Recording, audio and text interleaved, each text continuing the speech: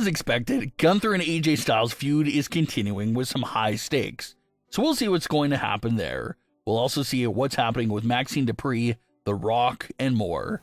Starting things off with a small but significant update for The Rock's status. When The Rock shows up in WWE, there's nothing quite like it. It's always a great moment that's highly talked about. But the problem with The Rock's WWE appearances is that you never know when the next one's going to happen.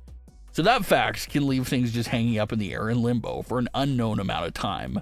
Sort of like his current story with Cody Rhodes that's been taking place since early 2024, but has taken several starts and pauses over the last 2 years. Everyone understandably assumed that The Rock would compete at WrestleMania 41, following that intense segment with Cody Rhodes during the Raw after WrestleMania in 2024. But The Rock ended up not competing at WrestleMania 41 and not competing at WrestleMania 42. And with The Rock only getting older, that has fans left to wonder if WrestleMania 40 was The Rock's final match after all. But there's been one report that's keeping hope alive for The Rock's in-ring status, and that's the constant report and rumor that he will allegedly be involved with WrestleMania 43 in Saudi Arabia.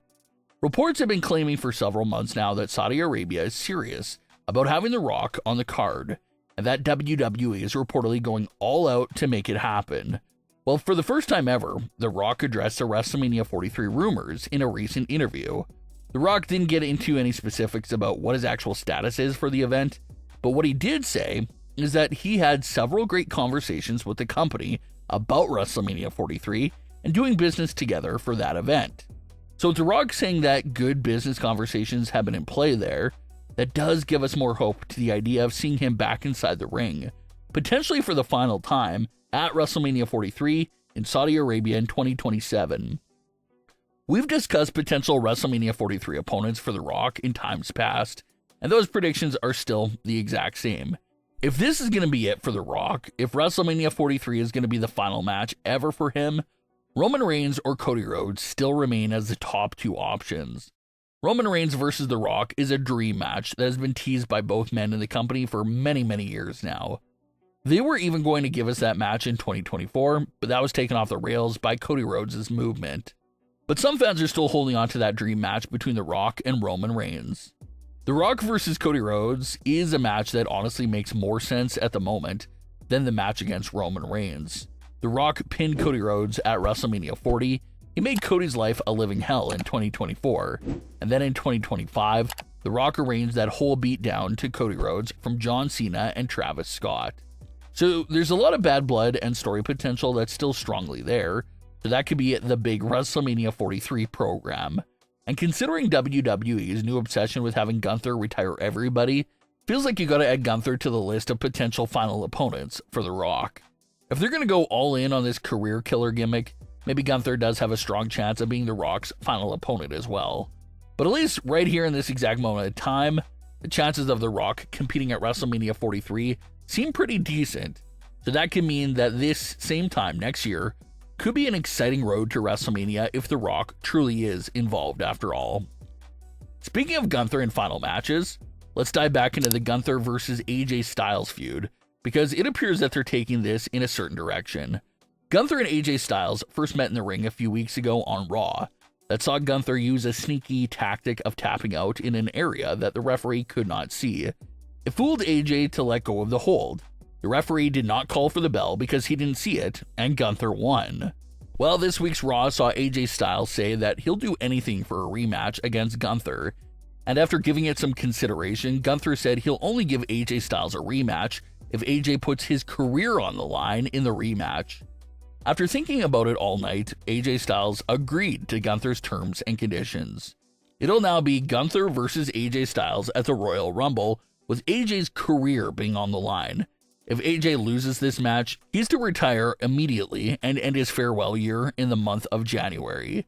And this has caused some fans to panic a bit because AJ did say he was retiring in 2026. But losing him in the first month of the year would be very depressing.